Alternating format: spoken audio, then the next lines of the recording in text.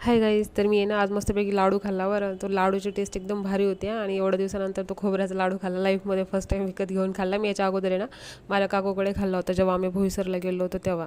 त्यानंतर आहे ना तिथे लाडू खाल्ला. मामीची वाट बघितली की मामी कधी येतात बाबा बँकेत जाण्यासाठी. तिथलचे स्वीट बघत बसले. स्वीट तर खाऊ खूप वाटतात बरं, पण वजन लगेच असं वाढते त्यामुळे ना खायची इच्छाच होत नाही स्वीट.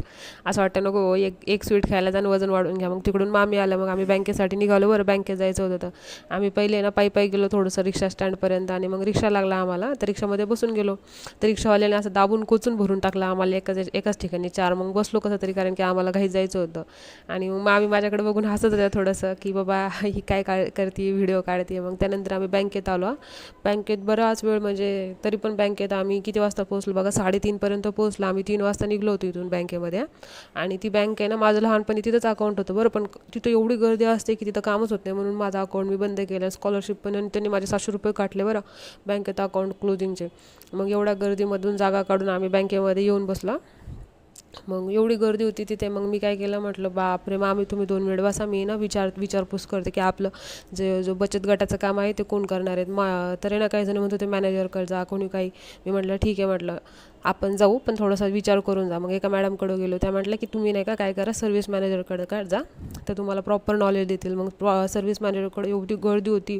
त्या गर्दीमधून मी मॅडमला म्हटलं मॅडम आमचं काम करून द्या थोडंसं. मग त्या मॅडमनी माझ्याकडे लक्ष दिलं बरं लगेच, कारण की आपण तर बोलतोच एवढं चांगलं समोरच्या व्यक्तीला एकदम प्रेमाने आणि गोड. मग त्यानंतर त्याने ना माझी समजा डॉक्युमेंट्स घेतले आणि डॉक्युमेंट्स घेतल्यानंतर मामीला म्हटलं मामी तुम्ही बसा मी करते काम. पण मामीला वाटलं मी पण करू शकते. म्हटलं ठीक आहे. मग मी शेवटी येऊन बसले. मामीला म्हटलं तुम्ही राहा नंबरला. मग एकदम छान असा सोफा होता तिथं, एकदम छान असं नरम सोफ्यावर बसल्यावर एकदम भारी सोफा होता. आणि तिथं आहे ना एक लेडीज आहे ना मुस्लिम, ती पण इथं मस्तपैकी झोपून गेली. म्हटलं बाप रे बाप चांगलं आहे. मग त्यानंतर आहे ना इथं आल्यावर तर हा व्यक्ती आहे ना, त्याचा व्हिडिओ काढत नव्हते मी, पण असं कॅमेरा फिरवत होते तेव्हा निघाला बरं त्याचा व्हिडिओ होता. ते माझ्याकडे एवढं रागाने बघत होत्या. नंतर मग मामी पण येऊन बसल्यावर मामीला म्हटलं थांबा आता मी डॉक्युमेंट्स घेऊन येते. डॉक्युमेंट्स घेण्यासाठी मी वापस आहे ना काउंटरवर गेले बरं.